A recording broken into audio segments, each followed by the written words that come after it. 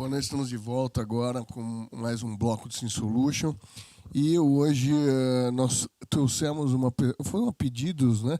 A pedidos dos nossos internautas. Nós tivemos um programa semana passada que foi maravilhoso, com um bloco muito extenso com essa pessoa, que tem uma não só todo o currículo, né, para estar aqui falando conosco, mas também a desenvoltura no que explicar, da maneira que colocam as coisas. E realmente teve muito sucesso e muita gente pedindo que o assunto se estendesse, já ampliando um pouco mais o leque, mas com o mesmo foco, né, Liliana? Sim, com certeza. Eu fiquei muito feliz da doutora Marisa, né, tá disponível hoje para a gente poder estar conversando. A gente sabe que é um momento assim que a gente está vendo muitas notícias. E a semana passada foi assim, na verdade, do programa inteiro, foi o bloco que mais teve conteúdo, né? E rendeu o dobro do tempo, né? Exatamente, justamente porque é um tema muito extenso, a gente não conseguiu abordar tudo mesmo assim, e as pessoas que assistiram o programa elogiaram demais a doutora Marisa, né? Ela, pela competência, da forma esclarecedora, né? Não usar aqueles termos muito difíceis que ninguém entende. Então, ela foi muito clara na abordagem dela. Isso foi muito legal e fez de uma forma que o pessoal assim, meio que pressionou a gente para te trazer de volta, né, Marisa, hoje para o programa. A gente já ia te chamar, já ia realmente ver, mas não sabia a disponibilidade sua. E que bom que deu certo hoje, você está aí com a gente. E a gente quer assim, falar mais, né, sobre esse assunto que começou a semana passada. E hoje nós estamos aqui tentando abordar mais itens que não conseguimos falar. E eu tenho certeza que conteúdo aí, que você tem muito para a gente poder dar continuidade aí. Uma boa noite para você e a palavra é sua aí. E Mauro, quero agradecer demais a vocês aqui, as palavras, os elogios, dizer que eu estou agora com uma responsabilidade aqui redobrada, né? Depois do que vocês me trouxeram com muito prazer, que estou aqui junto com vocês falando sobre esse assunto tão importante da violência em geral, a violência doméstica, que é contra a mulher, mas também contra a criança, contra o idoso, contra todas as pessoas que apresentam uma vulnerabilidade nesse momento de pandemia, que estão obrigadas a permanecerem nas suas casas, né? Só lembrando que ninguém é obrigado a permanecer com o agressor, apenas que a situação que nós estamos passando indica a permanência dentro de casa, isso se torna muito difícil diante de um agressor. Mas toda vez que nós temos um fato histórico e que vem se repetindo, é bom a gente pensar por que aquele fato está se repetindo, né? Eu vou trazer alguns exemplos da mulher, mas eles também podem ser apropriados para crianças e adolescentes. Não sei eu acho que ninguém aqui tinha nascido em 1962, mas nem nós, nem o pessoal que está nos ouvindo. Tudo novinho, né? Eu acho que sim, mas na verdade a gente teve em 62 o Estatuto da Mulher Casada. Olha que coisa engraçada, isso foi uma libertação para a mulher, porque até aquela data a mulher não podia trabalhar sem que o homem desse a autorização de trabalho para ela. Olha que loucura. Igualzinho hoje, né? Igualzinho, meu. Nossa, é a última coisa que eu penso dar satisfação para alguém, meu. Justamente, Liliana, tem gente aqui que a avó, o vô, os bisas, né, não puderam trabalhar. Isso explica também a ausência de mulheres com grande destaque no campo do trabalho durante toda a história brasileira. Porque, imagina, tinha que pedir autorização ao homem. E mesmo assim não era muito bem-vindo. Eu lembro que a minha mãe é uma arquiteta e ela, nenhuma mulher trabalhava, ela era extremamente bem-sucedida. E isso era um problema na família. Meu pai levou muito tempo para aceitar, porque tinha já uma criação bastante machista, né, da época. As restrições eram grandes socialmente falando. A mulher era mal vista porque trabalhava, né? Existia uma segunda agressão, né? Não só do estatuto e da pessoa querer ser produtiva, mas também do preconceito social que ela sofria. Exatamente. E aí, com tudo isso, com todo esse cenário social que o Mauro descreveu, foi se formando uma cultura, né, durante muito tempo de controle em cima dessa mulher. E isso, da mulher não poder depender da autorização do homem para trabalhar, estava lá no Código Civil de 2002. O Estatuto da Mulher Casada, imagina que tinha que ter o Estatuto da Mulher Casada, é que a livrou desse problema, né? Agora, antes o Código Civil que vigia, que era de 1916, foi até 2002, em determinado momento foi atravessado pela Constituição de 88, que também ainda era muito jovem, né? E lá na Constituição veio a igualdade entre homens e mulheres, mas que nem conseguiu ser colocada em prática de imediato. Aliás, ainda não é até hoje em muitos campos de trabalho, né? Essa violência contra a mulher, às vezes a gente fala, e eu vou abordar o que a gente havia conversado antes sobre a questão psicológica e a violência moral, ela acontece também em outros tempos no campo do trabalho, né? Não é só violência doméstica, isso é uma cultura contra uma cultura que eu não gosto de chamar de cultura, mas um hábito que a gente está tentando mudar. Contracultura, né?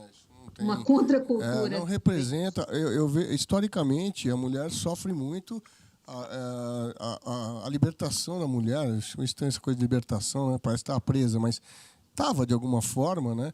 De várias formas, numa clausura social, também num regime machista de trabalho, da própria família, da criação, né? A mulher era criada para ser assim, e isso foi mudando aos poucos.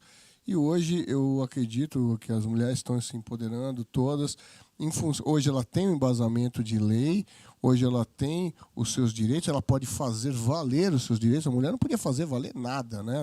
A única coisa que ela podia fazer era se calar, e não podia ser divorciada, ser desquitada. Era a mesma coisa que ser desquitada de algum tempo atrás, era a mesma coisa que falar que a mulher era uma criminosa, né? As pessoas a viam de uma maneira absolutamente depreciada, e isso era muito... era terrível, né? Porque faziam com que casais ficavam aí uma vida inteira com a pessoa quieta e sofrendo durante anos e anos da sua vida, né? Exatamente. Agora você vê, você tocou num ponto importante. Ela era separada, mas por que existia uma pressão muito grande nessa época? Porque era a relação com o homem. Então, quando ela deixava de ter essa relação, entre aspas, ela deixava de pertencer a alguém, como se ela estivesse solta no mundo e fosse entendida como de todos, né? É uma coisa que não faz sentido. Não sei se vocês lembram, era muito usado na década de 80, algumas teses defensivas em assassinatos de mulher, legítima defesa da honra. Olha só. Era um crime passional que livrava o cara ele provava numa simplicidade que houve a possibilidade de ser traído, já era uma condição extremamente atenuante na libertação do homicídio, né? Pois agora você vê, a honra da família estava no órgão sexual da mulher. Que é isso? É muito peso. Absurdo, né? Absurdo. Exatamente. E aí, através disso, foi se formando, né? Foram se formando aí educações muito fundadas no machismo, na ideia de que a mulher pertence ao homem, era um objeto, era uma coisa. E a gente chegou num determinado momento onde as coisas precisavam mudar, né? Quando a gente teve a tentativa de homicídio da Maria da Penha. E aí veio essa lei que a gente tanto fala sobre ela, mas é importante também falar o porquê que a gente fala sobre ela. Eu peguei aqui uma pesquisa, tá? Só para a gente saber que o que está acontecendo hoje, durante a Covid, durante a quarentena, ela é um esgarçamento de uma situação que já existia. Ela só está vindo à tona com mais intensidade porque agora as pessoas estão obrigadas a ficarem em casa. Inclusive as pessoas que não ouviam os gritos de socorro, e as pessoas porque estavam trabalhando, e as pessoas que porque não ficavam em casa, não eram vitimadas tanto pela violência doméstica. Vocês veem, Em 2018, eu estou aqui com uma pesquisa, foram 144.957 vítimas de violência doméstica e familiar contra a mulher. E aí a gente tem aqui um dado de onde a mulher morre e onde o homem morre. 68% das mulheres morrem em casa. E as mortes dos homens acontecem na rua. Vejam que dado interessante, né? E a gente está em 2020 agora, mas o dado é de 2018, não importa, ainda é muito atual. Por que será? Grande parte delas vítima de violência doméstica. Então, o que a gente está falando é de números, são fatos. E agora, esses fatos estão vindo à tona, e não é só no Brasil, é muito interessante. Na Espanha houve aumento, na França e até na China. Outra cultura, mas essa questão relacionada de homem e mulher ainda existe mesmo num continente oriental. Assim. É interessante que tem alguns dados assim que são culturais, né? Na cultura oriental, recentemente, não sei se foi na China ou no Japão, alguns trens, eles têm uma rede de trens enorme que cobre o país. Existiram vagões especiais para mulheres, para não serem assediadas por homens, com uma cumplicidade social, ou seja, da lei, inclusive. Então, elas ficavam ali numa situação muito difícil nos dias de hoje, né?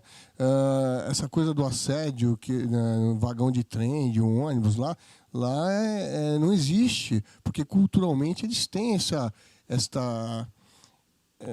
entendimento da fragilidade e da superioridade masculina contra a mulher.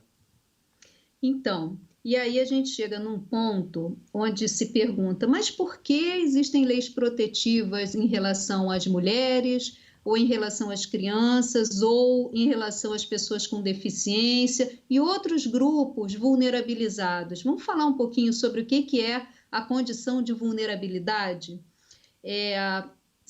Vou fazer um desafio aqui a vocês que estão aí e também aos... Como é que a gente chama? Não são teleinternautas. Teleinternautas. Se puderem pegar o Google aí, abre aí, vamos abrir no telefone, Google. Vamos colocar assim, morto pelo, na ferramenta de procura do Google. Vamos botar assim, morto pelo, aí vamos ver o que acontece. Vamos ver o que acontece. Olha que a ferramenta do Google mostra diferente dependendo das pessoas, tá? O que você achou aí, Liliana? Parentes do primeiro morto pelo coronavírus, morto pelo versus morto pela. Agora eu quero ver. Morta pelo, bota assim. O que dá? Morta pelo... morta. A gente tinha falado morto pelo. Aí vem um bocado de coisa. Bota morta pelo... Vamos ver o que dá aí. Ó, tô mexendo forte, hein? Ferramenta do Google. Olha lá, vamos ver. Morta pelo... A mulher é morta pelo ex-marido. Mulher é morta pelo namorado. Oh, meu Deus! Mulher é morta pelo ex-companheiro. Corpo de mulher morta pelo marido. Aqui, obrigada, Liliana. Olha só, nós estamos lidando com dados da maior rede mundial. Isso significa que são as maiores buscas e as maiores respostas. O que vem indicar que grande parte das mulheres é morta dentro da situação de violência doméstica, que na verdade não especificamente dentro de casa, mas como define a lei, né, no âmbito da unidade doméstica, que é dentro de casa, mas também no âmbito da família ou com qualquer relação íntima de afeto, que é o momento que ela não tem como se defender, o momento que ela fica sozinha, pode ser no carro, pode ser até em outra cidade. Se for com o ex-namorado, ou com alguma pessoa, com algum parceiro, ou parceira também, tá? Isso existe, pode ser parceira também, desde que o sujeito passivo dessa relação seja uma mulher e haja uma relação de hierarquia com outra. Então, assim, morta pelo indica tudo, tá aí, o dado é esse, tá pronto. Então, essa situação da violência doméstica, que é histórica e perdura até hoje, leva a gente a começar a pensar um pouquinho o que é a condição de vulnerabilidade, mas eu vou ser mais específica. Policiais militares. É uma pesquisa que foi feita aqui no Rio de Janeiro. Houve essa pesquisa. Latrocínio, onde você mata para roubar. Uma pessoa andando pela rua e diante de um agressor, de um criminoso, ela tem X possibilidade de ser morta após ou durante um roubo. Se essa pessoa for policial, a partir das pesquisas que foram feitas aqui na PM do Rio de Janeiro, vocês sabem de qual é o percentual que essa pessoa tem para ser morta? 40%. Ou seja, se o criminoso descobrir que aquela pessoa que ele está roubando é um policial, ele tem 40% de chances a mais de ser morto. Isso se chama condição de vulnerabilidade. O policial é muito mais vulnerável à morte numa situação como essa do que uma pessoa comum. Uma pessoa muito longe, doutora. Os policiais militares no Brasil, muitas vezes, com os baixos salários, moram em lugares extremamente povoados, eles têm que esconder a condição de policial na sua comunidade e, inclusive, lavar a farda escondido para que não haja nenhum tipo de represália por aquele pessoal que está ali ao redor, né?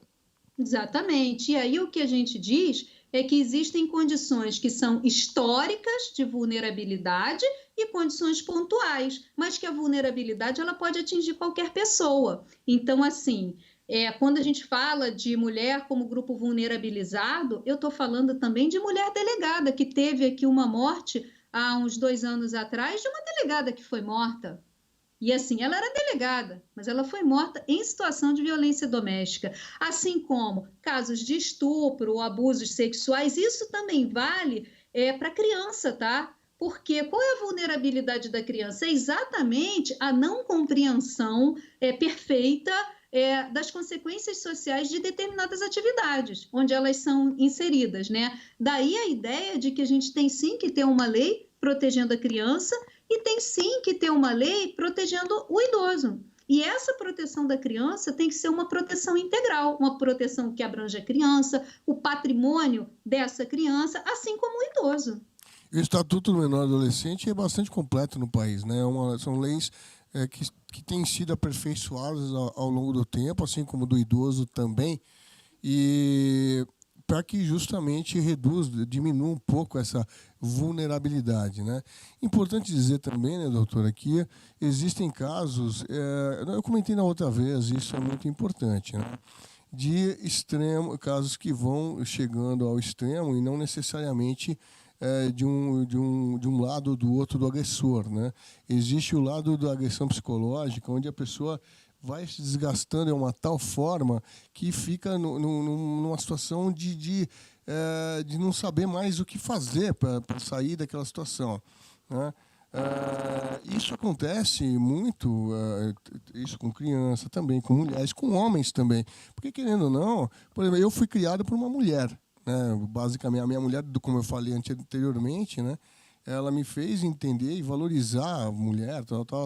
Então, às vezes, eu sou mais permissivo que vários outros homens, vários amigos meus, mas também, às vezes, a gente fica numa situação até onde você está agredindo ou sofrendo agressão, o que é uma discussão, o que passa de ser uma discussão para ser uma agressão. Onde eu entendo que, estatisticamente, acho que também já falamos sobre isso, o agressor de fato, o agressor de verdade, ele é um agressor compulsivo e um agressor recorrente, né? Isso vale para homens e mulheres. Exatamente. Qualquer situação de agressão em si, que é voltada para pessoas vulneráveis, normalmente principalmente na situação de violência doméstica, porque qual é a característica da violência doméstica? Ela é, de todas as violências, a mais covarde. Por quê? Porque ela faz uso da confiança que o agredido tem no agressor. Isso aí pode ser mãe para filho, filho para mãe, tio, sobrinho, avô, avó, casais. São agressões que, no âmbito doméstico, cada um apropriado à sua própria lei, quanto mais específica, mais aplicável é ao caso. Então, assim, é extremamente covarde. Mas é interessante você falar E o agressor, normalmente, ele tem muita dificuldade da exposição, né? De uma maneira geral, né? Ele não se expõe, ele não vai bater na mulher, na frente de ninguém, porque ele sabe que isso é um ato condenável. E até acho que também falamos, mas quem talvez não estivesse nos vendo na vez passada, é sempre bom a gente repetir. Escuto muitas vezes colocar, entre aspas, a culpa da bebida alcoólica, na bebida alcoólica, né? Como se a bebida alcoólica saísse da garrafa e entrasse ali pela boca do agressor por vontade própria. Aí o sujeito sai bêbado, paga a conta errada que o garçom deu a ele, mas não bate no garçom, passa pelo porteiro do prédio, não bate no porteiro do prédio, chega em casa, vai agredir a mulher e diz que é porque estava bêbado. Não é, é porque ele é um agressor. Ele se aproveitou daquela situação. E o ciúme também, né? O ciúme patológico, que acontece muito, né? Porque tira o fato da fantasia e aquilo gera uma tensão extremamente difícil de você controlar naquele momento, porque vai tomando que nem uma bola de neve. Aquilo é muito desgastante na relação, assim como outras justificativas, né? E aí chega no ponto que você tocou anteriormente sobre a violência psicológica. Isso de parte a parte, né? Porque o crime de violência doméstica, ele é muito específico, ele traz características próprias, ele é muito próprio, porque como ninguém vê, o conteúdo probatório desse crime também é muito difícil, né? Então você vê, no caso da violência psicológica, humilhações diárias, não gostei dessa comida que você fez, você cozinha mal pra caramba, eu prefiro a comida de não sei aonde, isso já com a mulher numa posição de cozinheira também, né? Porque a gente sabe que isso ainda acontece muito. Ou quando ela é insultada, quando ela é isolada, proibida de ter contato com os familiares. Aliás, em muitas histórias de violência doméstica, uma das principais características é a imposição do isolamento social, para que ela não fale no telefone, para que ela não vá visitar. Por quê? Porque senão a possibilidade... E a perda da individualidade, da privacidade, perde tudo, né? Também a verificação no celular, nas mensagens e tal. Então, essa violência psicológica, muita gente me pergunta, né? Mas como é que a gente vai provar isso? Primeiro, a mulher precisa ter essa consciência, né? Porque a gente percebe também que em muitos discursos as mulheres não conseguem entender se elas estão sendo realmente vítimas da violência psicológica ou, entre aspas, se aquilo é assim mesmo. Porque às vezes vem de uma história de violência tão grande que não conseguem nem se reconhecer naquele papel. E se vê como normal, né? Uma coisa fosse normal.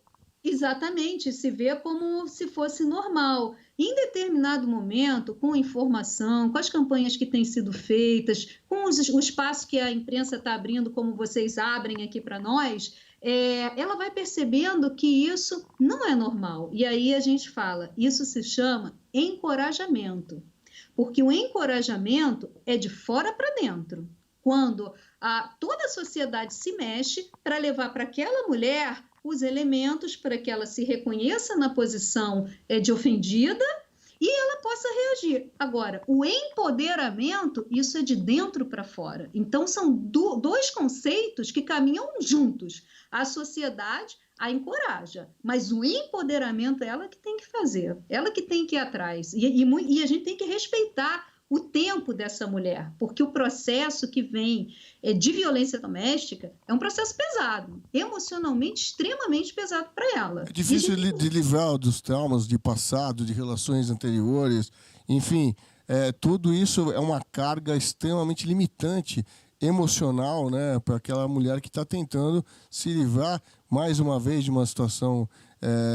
Eu percebo que às vezes não reconhece a coisa vai tão longe, né? Que fica muito complicado você discernir, né, quem realmente é quem. Exatamente. E muitas vezes também o próprio homem ou os próprios homens, né? Aqui eu estou falando numa relação heterossexual, mas que pode ser entendida também para uma relação homoafetiva, tá? Em brincadeiras que alguns homens fazem, que alguns acham que é engraçado, mas não é engraçado, é uma repetição, é uma reafirmação de uma agressão, ou então porquinha, ou porquinha gorda, ou seja lá que adjetivos sejam usados ainda aqui no diminutivo, mas com uma ideia sempre de diminuir essa mulher. Talvez ele não tenha essa intenção, talvez ele não tenha nem sido chamado a atenção para isso, mas machuca profundamente. Daí também é a hora da gente falar que a gente não pode pensar na sociedade só pelo ponto de vista da mulher. A gente tem que ouvir os homens, tem que dar espaço para eles, porque em São Paulo já existem alguns programas excelentes de frequência e grupos de reflexão, onde esses homens se liberam, onde eles dizem, onde eles revelam sentimentos. Inicialmente é muito difícil, tá? Só começam a se soltar mesmo ali pela terceira ou quarta sessão, para dizer o que passaram. São muitas vezes rapazes que foram entendidos como verdadeiros homens quando ainda eram crianças, quando não puderam brincar e já tiveram que começar a assumir responsabilidades quando não estavam preparados para isso, quando tinham que devolver à família aquilo que elas esperavam, eles como fortes, como não chorar, como dar o lugar, como ceder oportunidades e ficar sem essas oportunidades, o que também não é justo, porque o que se vai esperar de um menino, de um rapaz que é criado tendo que ceder sempre, sem ser ouvido, sem poder chorar, sem poder expressar sentimentos, e quando o faz, ainda é colocado como se fosse num lugar menor diante dos demais na sociedade. Por que isso? Além de tudo, também os relacionamentos tóxicos anteriores que podem trazer uma série de problemas, mas tudo isso que a gente está falando, é importante dizer, né, doutor, apesar de ter leis específicas para cada um, vale para ambos os sexos, né? Porque apesar de ser uma quantidade menor, talvez até por uma questão de física mesmo, né? Mas existem muitos problemas que são o contrário, também pelos mesmos motivos, né? Existem sim, existem, não são pouquinhos, eu acredito que não chegue a questão da violência física, por uma questão, como você disse mesmo, de compleição, mas existe sim, relacionamentos tóxicos, eles existem para os dois lados, homens que impõem relacionamentos tóxicos e mulheres também, na situação de homens, às vezes, que ganham menos, ou que perdem os seus empregos, ou que por uma razão qualquer não têm a personalidade dominante e muitas vezes são vitimados. Não existe uma lei específica para isso, mas existe sempre o Código Penal para outros tipos de agressão, para lesões. Agora, é importante também falar que muito dificilmente uma agressão psicológica ela vem dissociada da agressão moral, da violência moral. Mas a violência moral, ela já é prevista no Código Penal, como calúnia, injúria e difamação. E nesse aspecto, os homens estão, sim, inseridos e com muita intensidade. Nós já passou pelas nossas mãos muitos casos de mulheres que não se conformavam com o fim dos relacionamentos e começavam a stalkear os seus ex-parceiros. O que é stalkear? É segui-los nas redes sociais de maneira intensa, é incomodar os seus novos relacionamentos, os seus filhos, fazendo com que a qualidade de vida daquele homem baixasse muito. Desculpa, pode continuar, depois eu continuo.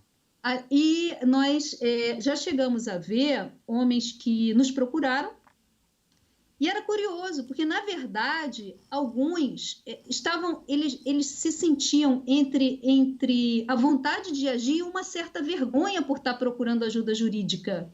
Homens que eram vítimas e que foram vítimas de verdadeiras campanhas de difamação nas redes sociais.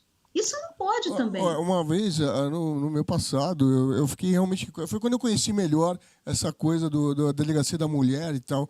Eu realmente tive um momento que eu fiquei muito... Assim, já estava muito tenso, e uma acusação muito grave, absolutamente vazia, sem nenhuma coisa. E essa acusação me levou a ficar... Eu estava com meu filho, inclusive, não tem nada a ver com a mãe dele, mas estava numa situação muito... Eu fui para a delegacia da mulher. Falei, não, agora chega. Agora eu preciso dar um basta. Aí eu descobri que na delegacia da mulher eu teria que ser mulher mesmo, né? Porque eu achei que existia essa coisa também dos dois lados. É claro que a delegada foi muito simpática comigo e ela me falou que aquilo que eu estava fazendo, claro que você fica constrangido com aquilo, além do nervoso que você passa, mas é justamente esse ponto, eu entendo esse assunto pelo que a senhora falou.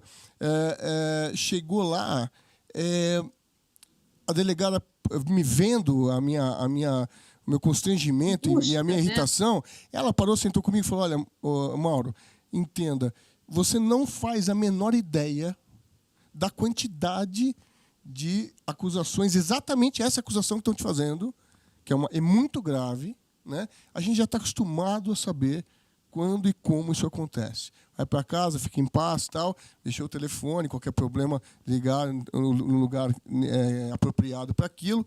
Mas foi uma surpresa para mim, primeiro, né, de não poder ser atendido ali naquele momento. E segundo, pela gentileza da delegada em me tranquilizar com aquela coisa, poxa, amor, olha, o que aconteceu com você, por incrível que pareça, acontece com muitos homens.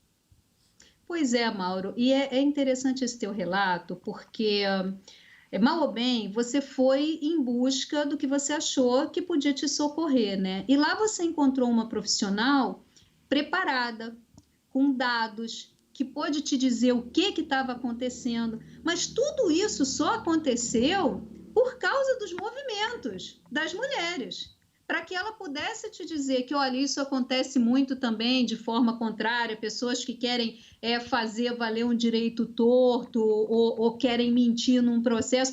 Tudo isso existe, mas o mais legal é que existe a partir do momento que foi reconhecido e tem controle. Sim. E isso...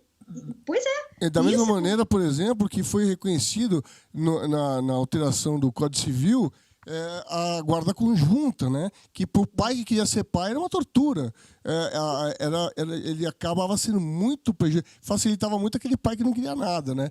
Mas o pai que queria de fato ser pai, ele ficava refém de uma legislação que não visava o menor, visava a mãe. Né? E era um contrassenso, porque se a mãe se emancipou, se a mãe se libertou, por que não ter os mesmos direitos do pai? Quando veio essa nova lei que dá atenção a quem é, de fato, a pessoa a ser atendida, que é o menor. Exatamente, e a gente chama de melhor interesse da criança, isso, né? E também o conceito que você está falando se chama da guarda compartilhada, sim, onde já nem se usa mais a ideia da visita do pai. Não é dia de visita, pai não visita, pai convive, né? E tudo isso só está sendo visto a partir da localização dos problemas. Então, quanto maior a gente der a especificidade dos fatos da sociedade, com melhores lentes a gente vê e vai desenvolvendo outras questões que estão aí para serem analisadas, né? Sim, é o seguinte, nós temos também uma pergunta aqui, doutora, porque muitas mulheres elas ficam na dúvida, assim, se o que está acontecendo com elas é realmente a violência doméstica ou não. Então, assim, como identificar isso, reconhecer que elas já estão vivendo isso e que vivendo isso dentro da lei, né? É isso que eu quero dizer. Você tem como detalhar um pouquinho melhor isso para a gente, por favor? Liliana, é sempre muito difícil, mas a gente precisa pegar do ponto de vista da dor que pode ser emocional ou física. Se alguma coisa está doendo nessa mulher, ela precisa parar, pensar e entender aonde dói e por que dói. Se a dor é física, é resultado de uma lesão ou de uma agressão física, fica mais fácil de perceber. Mas, por exemplo, existe violência contra a mulher, violência sexual. Se esse homem te pressiona, se exige práticas que a mulher não gosta ou não quer praticar, se ele se nega a usar preservativo, se ele nega o direito a métodos contraceptivos, tudo isso é violência contra a mulher. A violência psicológica é se ela se sente humilhada, insultada, talvez ela possa colocar no papel qual é a ação e o que ela sente por dentro. E se atender a alguma dessas palavras, a humilhação, o insulto, o isolamento, ela vai descobrir se está ou não. Existe um discurso muito repetitivo nessa área de violência doméstica, que a mulher fala assim, não, ele me deixa trabalhar. Ele me deixa trabalhar. Não, ele briga comigo. E, não, na verdade, é porque assim, ele reclama muito e ele gosta de dar opinião na minha roupa. E às vezes ele vem assim, um pouco agressivamente, vírgula, mas ele nunca me bateu. Aí ela acha que não está sendo. Mentira, ela está. Se precisar usar mais, é porque já está sendo. Existe um serviço muito bacana, disponível aí para todas as mulheres, que é o Disque 180, que é o Disque Direitos Humanos. Elas lá, é um serviço muito bom, funciona 24 horas, todas as vezes que eu precisei ligar e fornecer para as minhas clientes, tiveram um atendimento maravilhoso, é gratuito, é do governo, e ela pode relatar, sem se identificar, o que ela está sofrendo. E, além disso, existem também aplicativos para celular, e são vários, que hoje ajudam a mulher numa situação de violência, não só pedir socorro, mas também como ter orientações, né? Porque isso é muito importante. Aí sim, essa mulher pode se encontrar, mas é como a gente está dizendo, isso é o encorajamento, e é muito importante que ela procure esses serviços, que ela faça buscas na internet, para que depois o passo seguinte venha o empoderamento e que vá fazer essa mulher agir. Agora, assim, no caso aqui também tem uma pergunta assim, por que é tão difícil sair de uma relação violenta? Porque, por exemplo, ela vai lá, denuncia, mas ela está convivendo com a pessoa, né? Mora junto, ou é um marido, alguma coisa assim. E aí ela não consegue, ela tem aquele receio, né, de passar, de ter alguma represália do próprio marido. Como é que ela faz nessa questão da proteção dela? Existem algumas casas de acolhimento a essas mulheres, se for impossível elas permanecerem na residência com o agressor. Aqui no Rio de Janeiro, no estado, existem 2, os endereços não são revelados, ela primeiro vai para uma triagem, passa por uma entrevista, para depois ser levada a essas casas, e existe também uma grande rede de apoio para que essas mulheres possam ser atendidas. Todavia, é muito importante que elas saibam que o processo é difícil sim, e é doloroso, porque não é só um processo judicial, é um processo afetivo. É alguém que ela escolheu para amar, a quem ela doou seu coração e seu corpo e que hoje a agride. Então, isso não é fácil de admitir para ninguém. Mas no momento em que isso passa a ser uma conscientização da parte dela e que essa verdade vá se estabelecendo dentro de si própria, vai se tornando um pouquinho menos pesado para ela entender o que ela vai enfrentar lá na frente. Porque nem todos os casos também são casos de judicialização. Às vezes, se ela conseguir perceber o nível de violência que ela está sendo submetida, mas ela preferir não passar por um processo judicial, isso também não tem problema nenhum. Isso é autonomia de vontade da mulher. Ela pode começar a buscar outras relações sociais, modos de sobrevivência, ajuda em grupos. Existem grupos também, como os Alcoólicos Anônimos, existem grupos voltados para mulheres de vítimas de violência doméstica ou vítimas de um amor que elas não conseguem encontrar reciprocidade.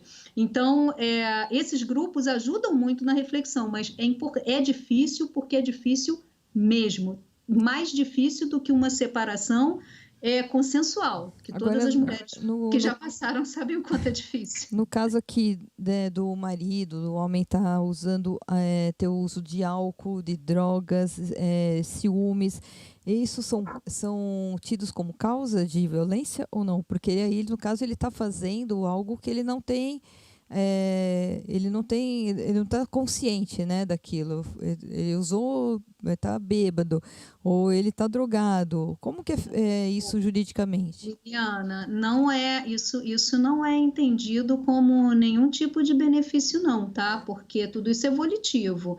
Ele se drogou, ele bebeu, e eu queria saber se ele bateu no traficante. Ele não bateu no traficante. Claro, ele não é louco, o traficante está armado, vai matar ele. Ele bateu no outro que estava consumindo a droga com ele? Não, ele foi bater na mulher. A mesma coisa a pessoa que consome álcool. Então, isso nunca, jamais pode ser entendido como qualquer tipo de justificativa para violência contra a mulher, contra a criança e adolescente ou contra o idoso, porque isso é sinal de pura covardia. Não tem isso, não. Doutora, eu não posso deixar de falar, né? Eu sempre coloco as coisas dessa forma porque é importante, né? Porque a gente também não pode colocar... como um homem faz isso, né? Porque o homem ainda fica numa posição social pior ainda, porque raramente você vê um homem se queixando, raramente você vê um cara tomando a iniciativa que eu tomei. Essas coisas são complicadas. Socialmente, a mulher já tem um perfil onde ela se coloca de uma maneira mais frágil e sem ser condenada por isso. Já o que acontece os homens não, né? Já não tem um estatuto que o ampare. Quer dizer, tem a lei, tá bom, mas o Código Civil, o Código Criminal, você não vai, no primeiro momento, fazer isso, né? Ou seja, quais são as maneiras de você poder tentar encontrar o caminho, tentar encontrar uma coisa melhor, porque, assim, concordo que nada de droga, álcool, nada disso justifica nada, mas, sim, o que justifica que eu acho que existem abuso de ambos os lados. Eu fico muito preocupado com isso, porque apesar de achar realmente que a mulher... Eu sou um cara que sempre fui muito fã e defendo muito a causa da mulher, mas entendo que o homem não pode ser colocado como um executor, como se ele fosse o culpado. Eu não me sinto culpado, por exemplo, até por ter sido criado de uma maneira diferente, né? Como é que isso funciona? Ô, Mauro, eu acho que está sendo muito bacana essa tua provocação, porque, na verdade, o que você está procurando, o que você está trazendo, né, você está dando voz aí a talvez o pensamento de muitos outros homens que estão nos assistindo agora. Que não são agressores, às vezes ficam em situações difíceis, mas até provocado pela própria situação, mas não importa. Só por ser homem, você já... eu tive sorte na delegada ser uma pessoa esclarecida, mas ela poderia ser aquelas mulheres que olham para o cara e o cara é culpado na hora, né? Isso é muito ruim. Não, mas normalmente não são, sabe, Mauro? Normalmente, todos esses estudos, toda essa vivência que a gente está tendo, tem ensinado os profissionais dessa área, não são só as delegadas, mas também as juízas, a ter um sopesamento muito, muito, muito equilibrado das situações, mas o que você está trazendo agora, o que você está buscando, é espaço emocional. O que as mulheres buscam muito espaço no mercado de trabalho é você representando muitos outros, sendo sufocado, dizendo, aí, peraí, não me tirem desse lugar de sufocamento, desse lugar de agressor. Do mesmo saco, né? É muito complicado ficar dentro do mesmo saco, assim. Agora, você compara isso com a situação da mulher, que muitas vezes também quis levantar a cabeça no mercado de trabalho e dizer, peraí, e o meu espaço laboral? Mas eu defendo isso, inclusive, né? Mas eu acho que tem que ter saídas honrosas para ambos os lados, né? Eu acho que esse critério tem que ser muito bem avaliado, porque hoje, com o empoderamento das mulheres, você tem casos que são justamente opostos de mulheres extremamente no poder, principalmente, extremamente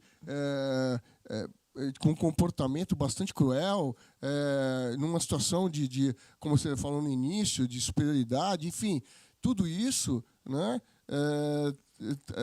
dá uma balanceada. Claro que em números se você for pegar em números absolutos, isso não é verdade, né? Porque a gente está trazendo dados históricos, né? Eu estou dizendo no momento atual, onde existe já algum balanceamento, tanto emocional, como social, como da própria legislação, que a legislação veio para dar aquela compensada na balança, entendo isso. Mas, e aí? E os homens que não querem ficar dentro desse saco, eles ficam muito restritos, porque você ou vai para o Código Civil ou criminal, ou você faz o quê? É porque muitas vezes a situação física dos homens de superioridade do corpo masculino e que leva a essas agressões e também por uma permanência de oportunidades muito maior no mercado de trabalho ainda para os homens e de um espaço político que ainda existe enormemente voltado para os homens, de um espaço econômico ainda, dá a eles uma maior possibilidade da posição de domínio. Sim, mas acontece que, veja, isso daí não pode ser uma determinante quando, por exemplo, há exceções, e essas exceções, claro, entende, a mesma exceção da mulher, lógico, mas fica uma situação bastante complicada, porque o cara que não se usa desses argumentos, né, para ser superior, ele usa da capacidade pessoal, ele usa, de fato, da sua capacidade intelectual, ele acaba sendo extremamente prejudicado e sem onde recorrer. Mauro, assim, eu só não diria que é sem onde recorrer, tá?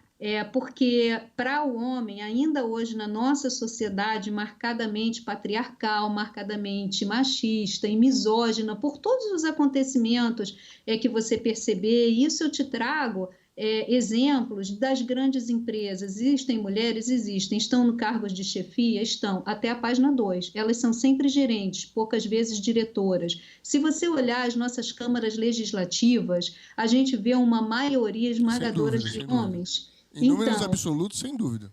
Então, mas em números absolutos, nas câmaras legislativas, no Poder Executivo, eu chego a me sentir assim alcançada quando eu vejo determinadas fotos onde os membros do Poder Executivo, 98% de homens. Então, assim, isso traz uma mensagem para a sociedade, sabe? Onde esse socorro, onde essas agressões, pelo menos no ambiente doméstico, acabam gerando mais espaço de ser do dominante para o dominado. Mas eu respeito muitíssimo o que você está falando. Na verdade, eu estou colocando o outro lado da moeda por uma questão até de interesse de quem não... Porque você não vê isso por aí, né, doutora? Essa colocação ela é importante porque ela existe... E pode ser, sim, pelo que nós falamos aqui, joga uma luz em cima disso, que não haja nenhum aproveitamento de ambos os lados, porque a violência não se justifica de lado algum. Não. Agora, Mauro, assim, essa tentativa de aproveitamento, tá? Isso é histórico, com qualquer lei protetiva, seja do que for, seja de grupo vulnerável, seja de marcas, de patentes, do que quer que seja, sempre um dos lados vai querer fazer valer. Isso aí é do ser humano, né? Mas eu acho muito importante porque o que você está fazendo é buscando esse espaço emocional. Homens com o pensamento que você está tendo são os mesmos homens que participam de campanhas, pena que a gente não tem aqui o slide, né? Mas vários artistas começaram a participar de campanhas dizendo o seguinte, homem que é homem não bate em mulher. É diferente de dizer, mulher minha não vai à rua. Não, eles diziam assim, mulher que está comigo vai à rua se ela quiser. É completamente diferente. Então, é assumir o papel de uma nova masculinidade, de uma masculinidade não tóxica, de uma masculinidade que exige também a compreensão dos seus sentimentos como homem, ser humano. E não como aquela pessoa que seria meramente o sustentador da casa. E isso no direito de família já está vindo à tona com muita intensidade, quando os juízes e as juízas já olham já de maneira diferente para aquele que deseja ser pai ou daquele que está saindo de um relacionamento, mas que não tem obrigação de manter aquela mulher. Já tenho visto até decisões em oposto. Assim, então, eu acho que é muito importante essa participação, esse lugar político. Eu participo de alguns movimentos e é interessante porque os homens são muito aguerridos quando eles acreditam na causa e até hoje também são grandes participantes no apoio a essas reivindicações. Eu tenho alguns colegas que eles gostam de usar, não sei se isso é no meio da advocacia ou se são só os meus colegas, mas tem gravata rosa, né? Gravata rosa, gravata grená. E um dia alguém falou assim: você usa gravata rosa, hein? E aí ele disse assim: uso. Uso porque eu acho bonito, eu estou afim, não dependo da gravata rosa para me colocar como macho. Aí levou aquele fora, né? Aquela coisa. E aí o outro disse assim: pois é, o que a cor da gravata tem a ver com a masculinidade do homem? E eu acho bacana quando existem essas questões, né? Porque derruba estereótipos, sabe? E uso a minha gravata rosa, a minha camisa rosa e tudo que eu quiser e ninguém tem nada a ver com isso. E ponto. E esse espaço tem que ser dado ao homem também. Muito obrigada, viu, doutora Marisa, por mais uma participação incrível aí sua. A gente só tem que agradecer de verdade. Lógico que tem muito mais assuntos aí para a gente tratar, mas a gente vai deixar para uma próxima e queria que você deixasse aí as suas considerações finais, por favor. Olha, eu queria agradecer muito a você, Liliana, e também ao Mauro, pelo papo aberto, pelas provocações verdadeiras, sinceras. É assim que a gente traz os assuntos importantes para debate, que a gente, na verdade, encoraja também outros homens a fazer como você, Mauro. Isso é muito importante, a entender que eles também têm um lugar de sentimento, que eles também têm o lugar de dizer, olha, eu não estou achando legal essa situação, né? Eles também precisam do encorajamento e do empoderamento, né? E assim, só agradecer aqui a oportunidade de discutir um tema tão bacana com vocês. Nós vamos para um breve intervalo e já a gente volta aí para o último bloco, onde nós estaremos aí mostrando para vocês alguns projetos da emissora que são muito importantes e que você vai gostar muito. Vamos lá.